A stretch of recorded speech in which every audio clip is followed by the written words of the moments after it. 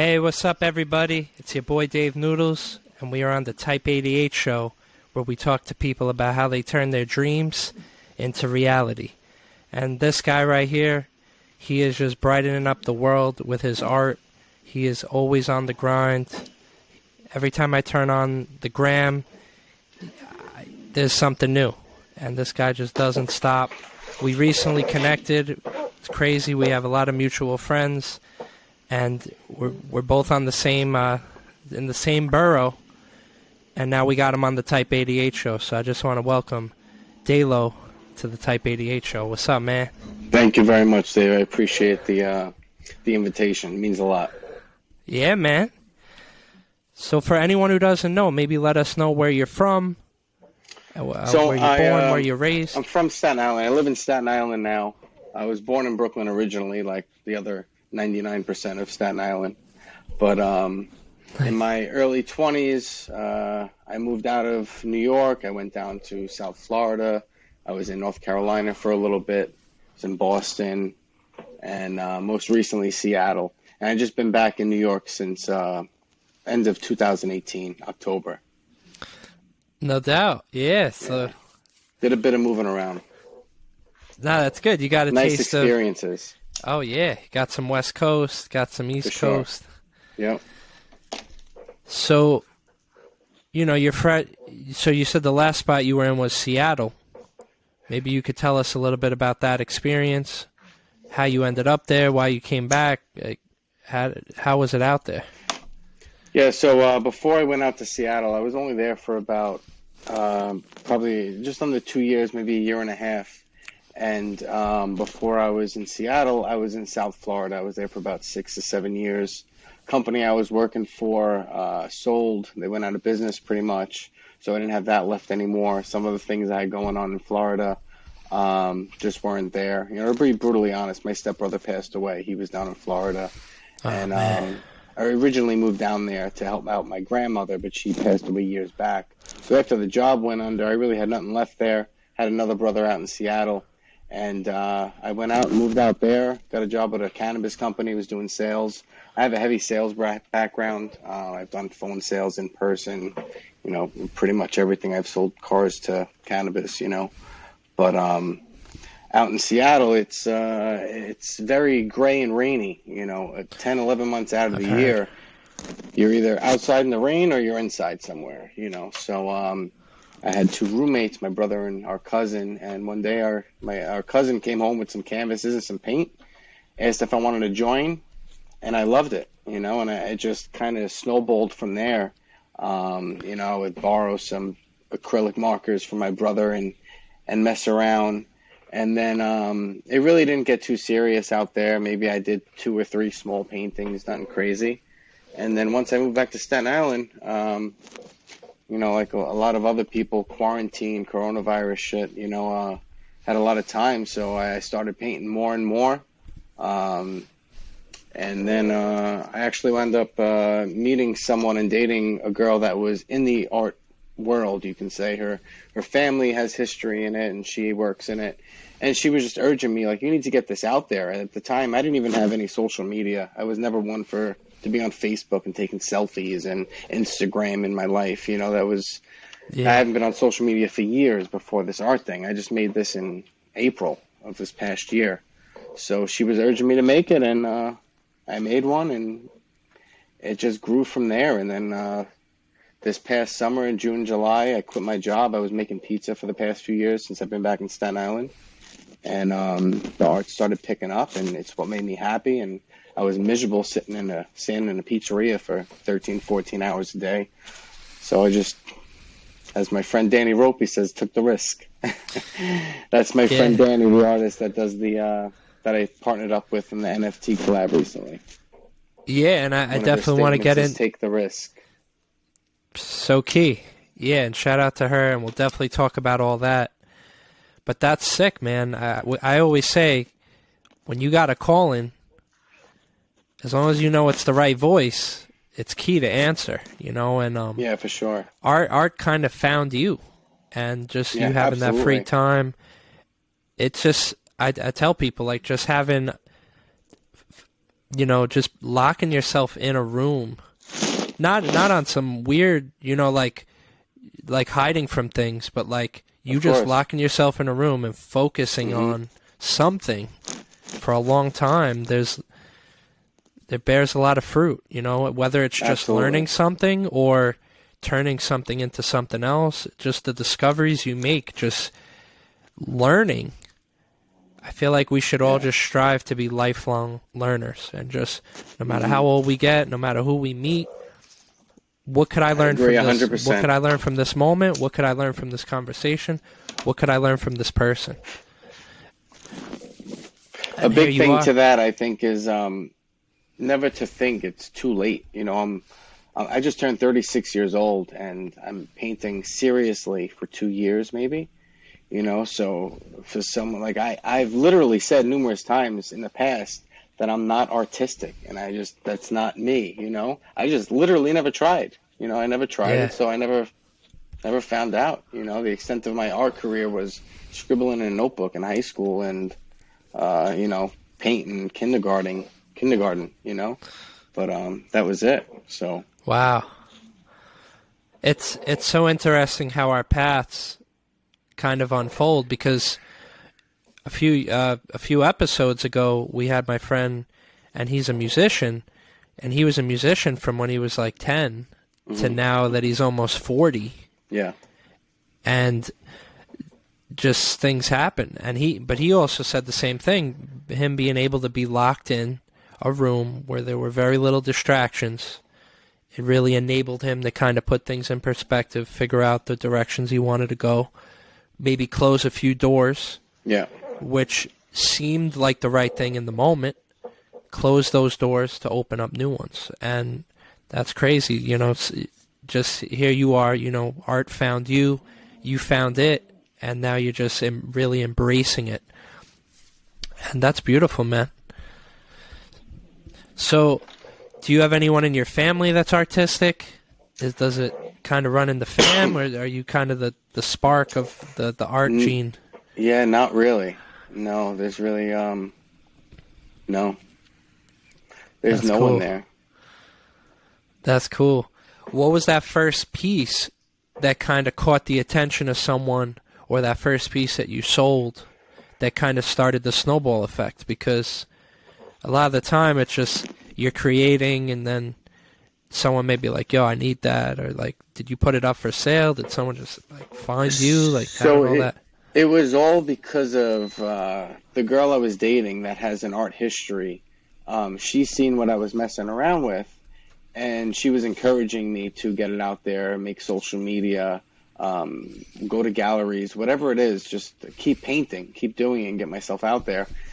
And she actually commissioned me to do 2 paintings for her, one for a friend, one for herself, did one for her dog, and then something for a friend.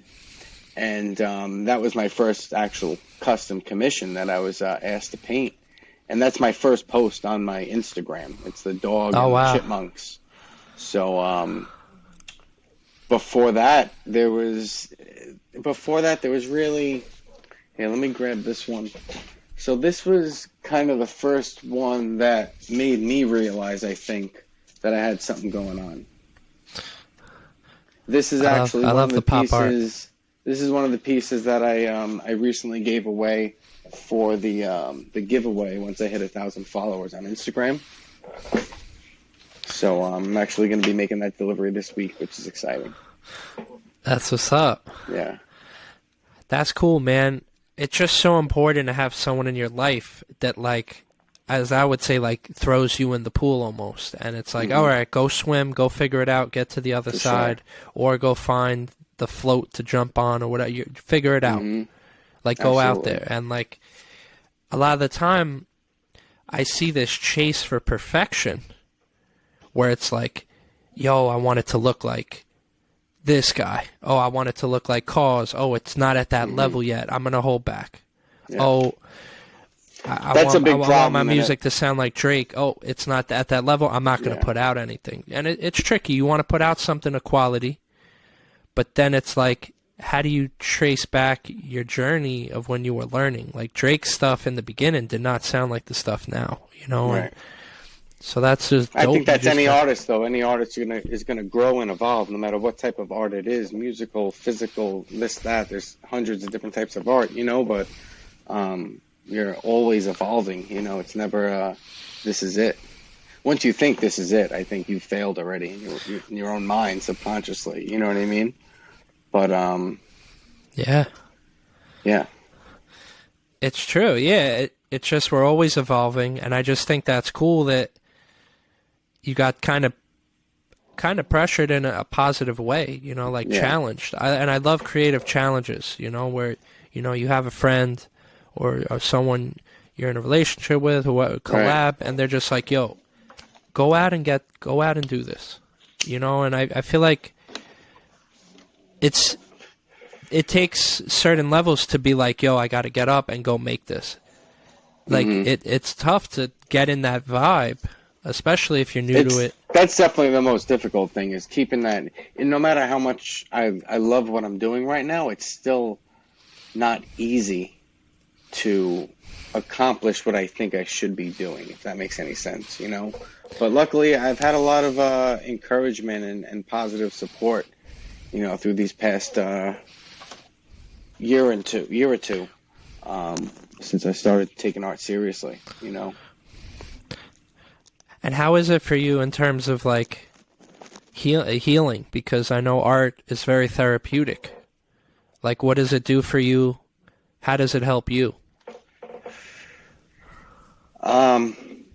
It helps in so many ways, it helps when, for example, you paint someone that's passed away in your life, once you memorialize someone, even just the physical act of putting paint on a canvas or on a wall or on a piece of wood, whatever it is, just doing that physical, it gets something out of you. You know what I mean? So it's a stress reliever. It's great for anxiety. But then on the other hand, it can, I'll be honest, I suffer from depression, and there's days when I just don't want to get out of bed. And I know if I get out of bed and I just start painting, I'm going to feel better. But to actually make myself do it is a whole nother story. Easier said than done, But it definitely helps in so many aspects, for sure. That's beautiful, man. And it's helping a lot of people. There's people out there that you're getting orders from all over the country, getting a lot of local love, friends, family. So that's just so cool. So how's it been just kind of, meeting new people, even just because of the art, right? Because you and I didn't even know, I didn't even know how you looked, literally until this show. Like we've had several positive exchanges. Yeah. So that's a problem I'm trying to battle, and this is like one of the first steps to it. I'm not one for selfies and being on the camera and talking to the camera and my stories, I've never been one to be on that side of the camera. I can take pictures of my art all day long. I'll take pictures of my dog all day long. But for myself to get in front of the camera is a whole nother story, But I know it's something that I need to do, and people want to see who's making the art that they like, I get it, but one step at a time. Yeah, and I'm happy. You said this is one of your first like face-to-face interview type things, right? It's my first interview, period. My first video chat that's being recorded. I've never been on I've been on a podcast once when I was in Seattle for a weed company, and we were smoking. There was a smoke session type of thing. But there was like 7 people there. It really wasn't that big of a deal. I said like 2 words, No doubt. This is a whole nother level. There we go. But I love it. Yeah, of course. I've been doing this for a while, so I'll just keep it light and humble. You have a lot of videos under your belt. I've seen quite a few. So you've kind of just embraced work ethic, no matter what you were doing. You mentioned doing 13-hour shifts at the pizza place. Mm-hmm. You mentioned, going across literally the country to pursue, sales in different industries during, kind of breakthrough seasons of those markets. Like being in Seattle a few years ago was a moment for that industry. Mm-hmm. So it looks like no matter what you do, you just apply that work ethic. Like, what's your kind of view on work ethic, and how do you kind of just approach like a day or just even the grind? That's a loaded question. Right. Well, see, it's very difficult for me to answer because at times I feel very lazy and I feel like I don't do enough. But then I also know that I don't give myself enough credit most of the time. So, I'm putting in the hours just because I'm not getting the result I want. In my mind, I really wasn't doing what I should have been. You know what I mean?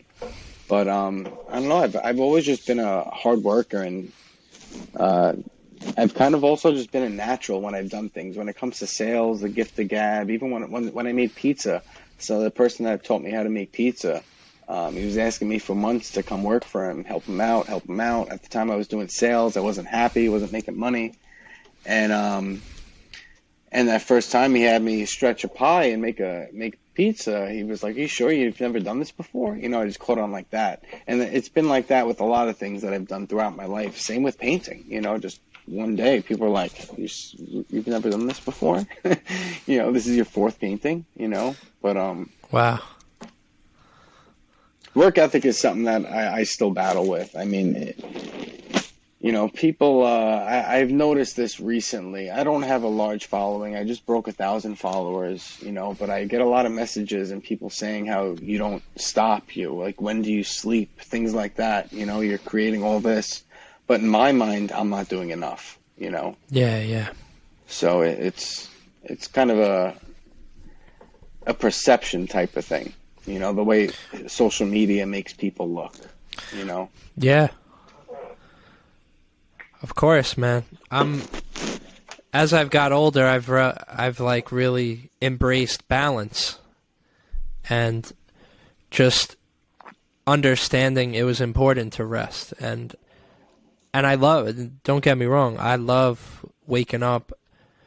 I wake up a little slow on a Monday because I had such a chill weekend. Right. But like when I get in the groove, I do, I have that hunger I'm like, yo, I'm excited to get back to it. And I think it's just important, you got a purpose, you apply it to the passion, and then you just multiply with the work ethic. And then I also believe in, you come home after a long day, find a way to charge up, find a way to, spend time with your people, whoever they are. It could be your dog, it could be your girl, your man, whoever it is. Right. Just that balance is so key, and I've really understood it better as I've kind of got older. I think when I was much like early 30s, like I was just kind of just embracing, willing to do anything, just like 4 events, 5, 6 events in a week, and I was really pushing it, and I didn't realize didn't give me enough time to lock myself in a room and focus on my craft. I was kind of becoming a social butterfly. Yeah. And I was enjoying it. I was enjoying the community aspect, and I just loved connecting people in person. But I look back and I'm like, oh man, I did 20 designs that year. I look back at last year, I did 4,000 designs. Wow. You know what I mean? And just my designs aren't as nearly as intricate as a painting, so there's no way to compare. Like I could do a design in like 5 seconds. Right. But we still have volume there. But to create volume at that level, yeah. like to design at scale, pretty much, and to see it move that way, was just a whole new realization for me. And it was crazy because I worked super hard, but I also rested super hard, and I charged up super hard, and I was home almost every night at 5 to either cook or my girl cook for me or something. So like it was like kind of the first year or two where I had like an actual routine. Because of COVID, maybe because there was nowhere to go, but then it kind of put me in that kind of stance. So But yeah, man, the work ethic is key. I see you going hard, and I totally I totally feel you on. There's always more, and Mhm. so I totally feel it. Like, oh, I could do more. But yeah, so and the thing with your art, you can't really delegate the art, right? You can't be like, yo, little Johnny, could you just replicate this real quick? Yeah. Right? Like, you have to be there and make it. Right. Which is cool. That's actually that's something that some artists do once they get to a certain level, Yeah. I don't have any interest in being that big where I can't physically make the paintings myself that I'm selling. You know what I mean? I don't want to have a crew that's painting my stuff. It's kind of defeats the purpose in my eyes. People, I don't want to name names and bash people, but there's huge artists out there that do that, but people still buy it. But I mean, I just kind of have a different outlook on it. Of course. And when it gets to a certain point, there's some of my favorite artists that do that, Absolutely. And it's just because of the scale. It's just for one person to do that type of scale impossible. thing. You're literally like, all right, I need 14 people to fill it in. I need these people to do the outlines, and then you kind of become this creative director of the project more than just the hands-on. But that's pretty much how Andy Warhol was. He's an icon and a legend, and he pretty much had that whole factory mindset of people making his ideas. Same thing with Mr. Brainwash. Mr. Brainwash did the same thing with his big show out in LA years back. He put on a multi-million-dollar show when he wasn't even a known artist yet, and majority of the pieces there he didn't even make himself. That's crazy. But it worked. Look at him now. Yeah. Nah, it's cool, man. It's just cool kind of just think about the process. What kind of music or vibes do you kind of get into when you paint? Do you have like type of music? Do you do it without tunes? Oh no, music goes hand in hand with art. I have music on majority of my life right now. I'm listening to music, but I would say my favorite and most that I listen to most would be hip hop. I love the old stuff, but I also like some of the new stuff also. I listen to classics, oldies, doo-wops. I like some rock, not the heavy scream rock, but like classic rock. And I dabble in some like house music and like some, what do they call it? I'm going blank. EDM. No. EDM. Shit. Dance music? Or it's like drill? No. Hold on. I'm blanking out. Oh, no worries, bro. Yeah, that's how music is, bro. There's just so many options, and you can kind of go in any pockets. So many. Lo-fi. There's just so lo-fi. That's it. Oh, word. Yeah, that's a cool that's what vibe. I was thinking. I love lo-fi. Yeah. I don't know like the artists and the bands and stuff, but I have a couple of stations that I'll put on and it'll just randomize lo-fi music, and it's really nice to paint to. Chill vibe, smoke some weed, Yeah. No, that's cool. Because it's cool because everything's kind of unexpected. Right. I was watching Home Team the other day, and that was like the thing I took from that. It was like, do the unexpected sometimes. Even though everyone's expecting you to go this, do something unexpected. And what I love about your stuff, there's a lot of unexpected vibes. Like it feels like, it looks like a feeling, like it doesn't always look choreographed, almost like, oh, I'm going to put this line here and put that line there. Like it looks like, you were really going off a feeling. Yeah. And that's definitely what my art is all based upon, is just doing what comes out. I remember before This might have been just when I just made the Instagram. So maybe in like April, May, around there. I went out to dinner, I think, for my brother's birthday. So it was me, my mom, my brother, and then the girl my brother was dating. And my brother said to his girl, you need to see my brother's art. It's amazing, blah, blah, blah. And she was asking me about it. How do you do it? And this and that. I'm like, I just do it. I don't know. It kind of just happens, And I didn't, and that was the first time anyone has asked me anything like that before. And I think back to it all the time. And it's kind of still how it is. I just do it, I can kind of explain it a little bit better now, but yeah. It's cool. It totally looks like a vibe where you're just in the zone, and it's just, you pick something up, and you just go with it, you roll with it, and there are the focal points, but I love the freestyle element of it, right. Where like you could find a little something hidden, you could find a little something different, depending on the day or the vibe or the angle that you look at it. Yeah, for sure.